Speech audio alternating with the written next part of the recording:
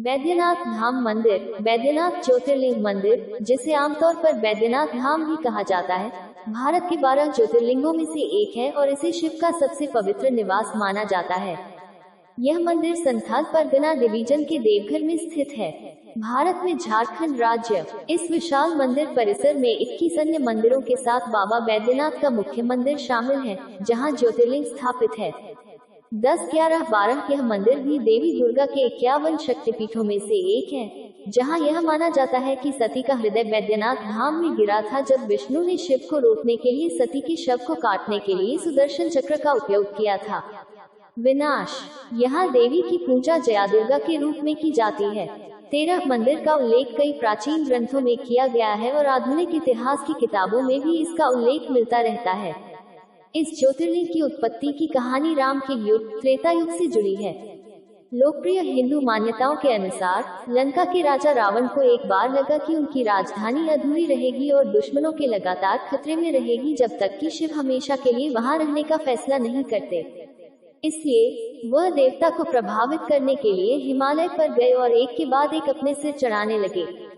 जब वह अपना 10वां सिर काटने ही वाला था, तो शिव अपने भक्त से प्रभावित होकर पृथ्वी पर उतरे।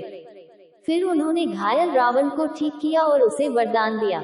रावण ने शिव से अनुरोध किया कि वह उसे शिवलिंग को अपने साथ लंका ले जाने की अनुमति दे, जिस पर देवता सहमत हो गए, लेकिन एक शर्त पर। शिव ने रावण को चेतावनी दी कि वह लंका पहुंचने तक शिवलिंग को जमीन पर नहीं रख सकता और यदि वह ऐसा करता है तो वह जमीन पर जड़ हो जाएगा और वह उसे कभी नहीं उखाड़ पाएगा। रावण ने शर्त मान ली और अपनी यात्रा शुरू कर दी। अन्य सभी देवी देवता इस निर्णय से खुश नहीं थे, क्योंकि वे जानते थे यदि शिव रावण के साथ लंका गए तो वह जय हो जाएगा और उसके बुरे कार्यों से दुनिया को खतरा होगा। वे विष्णु से मिले और उनसे राक्षस राजा रावण को शिवलिंग को लंका ले जाने से रोकने के लिए कहा। विष्णु ने समुद्र देवता वरुण को आचमन करते समय रावण के पेट में प्रवेश करने के लिए कहा। संध्या वंदना के दौरान शाम की प्रार्थना। आचमनम विष्णु के 21 नामों का उच्चारण करते हुए पानी की बूंदें पीकर शुद्ध करने की एक प्रक्रिया है। जब रावण देवघर पहुंचा तो लगभग शाम हो चुकी थी, इसलिए उसने शाम की पूजा करने का फैसला किया।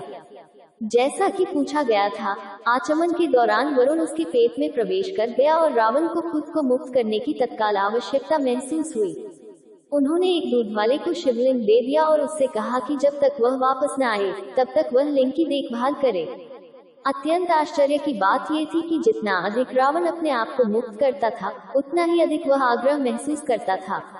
उसे वापस आने में काफी समय लग गया और अधीक वाले ने शिवलिंग को जमीन पर रख दिया और चला गया। अंत में जब रावण वापस लौटा तो उसने देखा कि शिवलिंग जमीन पर स्थिर था। उन्होंने इसे उखाड़ने की बहुत कोशिश की, लेकिन बुरी तरह असफल रहे। इस क्रम में रावण ने शिवलिंग को क्षतिग्रस्त कर दिया। 14 वह समझ गया कि दूध वाला विष्णु था, जिसने उसके साथ मजाक किया और गुस्से में वहां से चला गया। बाद में देवी देवता स्वर्ग से आए और शिवलिंग की स्थापना की। 15 हर मानसून श्रावण के महीने में लाखों भक्त बाबा बैद्यनाथ को पवित्र जल और प्रार्थना करने के लिए अजगबीनाथ सुल्तानगंज से पैदल 100 किलोमीटर 62 मील की कठोर तीर्थ यात्रा करते हैं। 16 तीर्थ यात्रा बासुकीनाथ में श्रद्धांजलि अर्पित करने के साथ पूरी मानी जाती है, जो देवघर से लगभग 43 किलोमीटर 27 मील